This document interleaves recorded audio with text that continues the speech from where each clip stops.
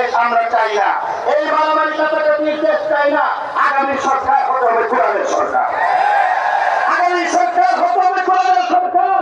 BNP দেখেছি, জাতীয় party দেখেছি, আওয়ামী লীগ দেখেছি, সব দেখেছি।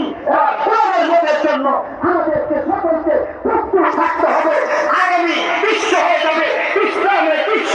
এই বিশ্বকে যারা ভোট দিতে আসবে তাদেরকে ভোট দেওয়া হবে, তার বাইরে কাউকে ক্ষমতা ভক্ত দেওয়া যাবে না।